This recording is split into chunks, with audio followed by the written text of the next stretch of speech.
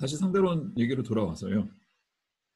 중력파가 메트릭 퍼터베이션 형태로 적히니까 길이의 변화를 주는 것까지는 뭐 사실일 것 같은데, 길이의 변화를 정확히 어떻게 준다는 건지, 그리고 중력파를 검출을 하려면 무슨 장치를 어떻게 해야 되는 건지, 빈 공간만 있으면 검출이 안 될 거고 시공간에 검출을 위한 장치를 집어넣어야 될 거고요. 그 장치가 이 메트릭 퍼터베이션에 어떻게 반응하는지를 봐야 되는데, 그냥 일단 말로 조금 얘기를 하면 두 물체가 있었다고 그러고 중력파가 지나가면 매트릭이 플랫 매트릭에서 살짝 벗어나니까 그 두 물체 사이의 거리가 좀 변할 수 있을 거 아니에요?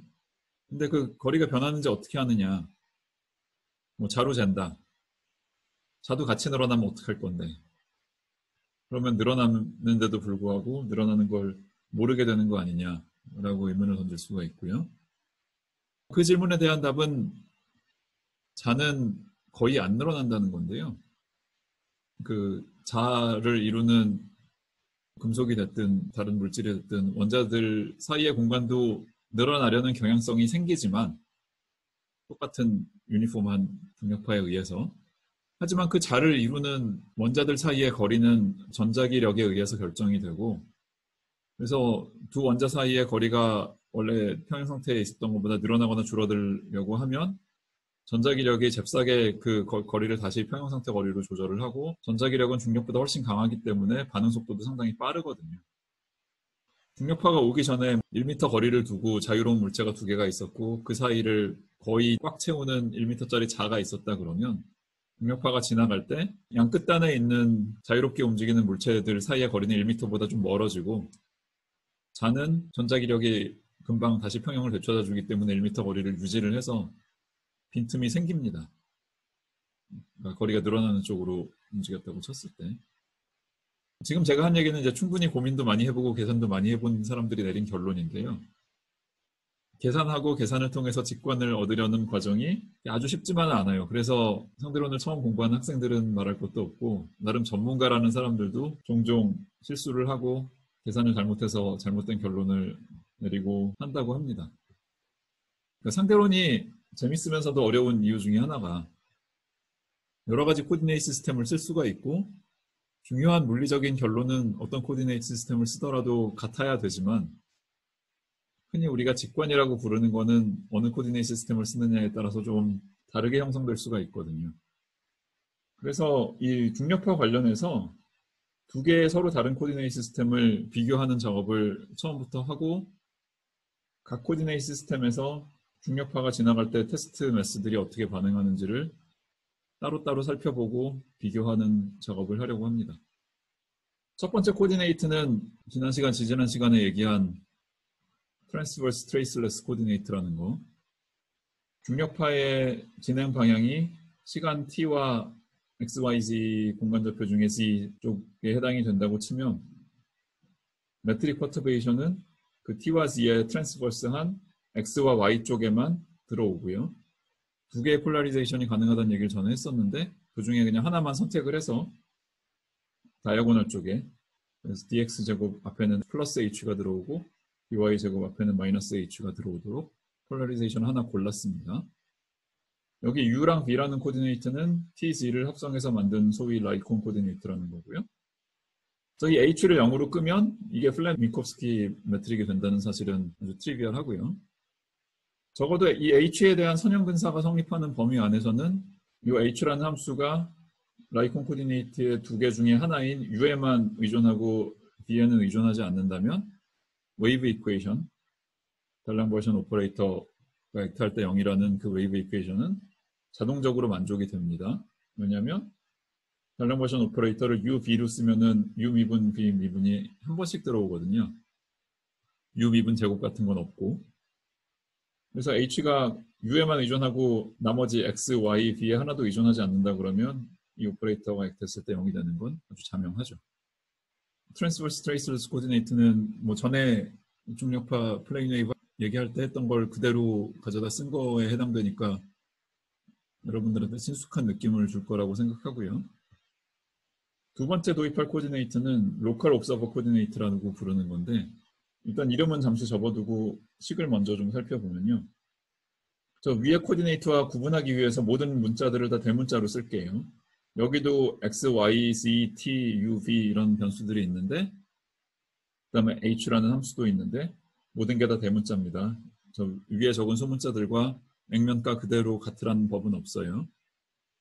여기서도 이 대문자 h라는 함수를 꺼버리면 플랫 미코프스키 매트릭이 되는 건 분명히 사실이고요. 저 위에 코디네이트에서는 dx제곱 dy제곱 앞에 값이 조금씩 바뀌었었는데 여기는 du제곱의 개수가 hu라는 함수와 그 다음에 이거는 함수 안에 들어가는 게 아니라 그냥 x제곱 마이너스 y제곱이 전체적으로 곱해져 있는 거예요. 이렇게 매트릭이 들어옵니다. 그래서 그냥 첫인상만 보고 판단을 하면 저 위에 tt 코디네이트에서 매트릭 적은 것과 이 로컬 옵서버 코디네이트에서 매트릭 적은 게 공통점이 그다지 많지 않아 보이죠.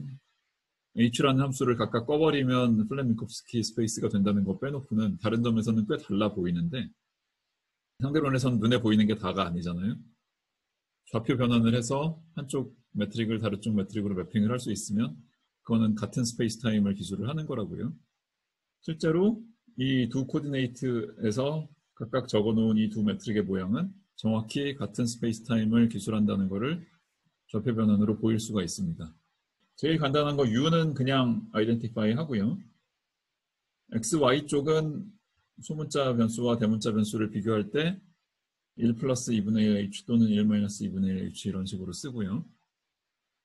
대문자 b는 소문자 b에다가 2분의 1 x제곱 마이너스 y제곱 하고 이 소문자 h는 u에 관한 함수였는데 여기 프라임은 u에 대해서 한번 미분했다는 뜻입니다. 그래서 이 변수 변환한 거를 이 아랫줄에 적었던 로컬 옵서버 코디네이트의 매트릭에다가 대입을 해서 그 결과가 저 위에 미리 적었던 tt 코디네이트에서의 매트릭 모양과 같은지 확인해 보겠습니다. 계산은 전혀 어렵지 않은데요. x가 이렇게 주어지면 dx는 이렇게 두 텀으로 갈라질 거고 y도 마찬가지고 dx제곱 dy제곱 부분만 먼저 계산을 하면 이 대문자 dx제곱을 하면 몇 개 텀이 나오는데 그 중에 하나가 소문자 dx제곱에 1 플러스 h하고 h제곱에 비례하는 텀도 있을 수 있겠지만 이 소문자 h에 대한 선형근사를 쓰는 범위 안에서는 h제곱에 비례하는 텀들은 다 없는 셈 치고 무시하면 되고요. y쪽도 마찬가지고 h에 대해서 선형근사를 쓰더라도 무시할 수 없는 텀이 있는데 뭐냐면 h 프라임에 리니어하게 비례하고 x dx 또는 y dy랑 du랑 곱해진 일종의 오프 다이아고널 텀이 발생을 합니다. 반면에 대문자 dx 제곱에서 나오는 du 제곱에 비례하는 텀은 h 프라임의 제곱을 끌고 다니게 될 테니까 그건 무시해도 되고요. 대문자 b와 소문자 b 사이에 관계식이 조금 복잡한 모양으로 생겼기 때문에 대문자 du dv와 소문자 du dv를 비교하는 데도 뭐 몇 개 텀이 들어오는데요. 역시 h가 작다라는 가정하에 텀 개수는 어느 정도 제한은 되고요. 마지막으로 대문자 du 제곱 앞에 여러 텀이 곱해져 있었던 모양도 다시 적을 수 있는데 역시 선형근사 범위 안에서는 간단하게 적을 수 있고 그래서 이걸 다 더하면 보시면 아시겠지만 이렇게 상쇄되고요. 이렇게 상쇄되고 물론 이 두 번째 상쇄되는 거는 저 대문자 h와 소문자 h가 잘 연결이 돼야만 상쇄가 되는 건데 조건을 잘 잡아주면 상쇄될 거 상쇄되고 좀 달라 보였던 두 코디네이트 시스템에서 두 매트릭의 형태가 사실은 정확히 같다라는 걸 확인할 수가 있습니다. 다음 소주제로 넘어가기 전에 이 두 번째 도입했던 코디네이트의 이름에 대해서 조금 코멘트를 해야 될 텐데요. 이걸 왜 로컬 옵서버 코디네이트라고 부르느냐? 이 파동 진행 방향에 해당되는 u, v 쪽 말고 트랜스버스한 방향 x, y 쪽을 보면 이 코디네이트 시스템에서는 x, y 쪽 길이가 곧 좌표값이랑 같죠. 매트릭이 트리비얼하게 생겼으니까.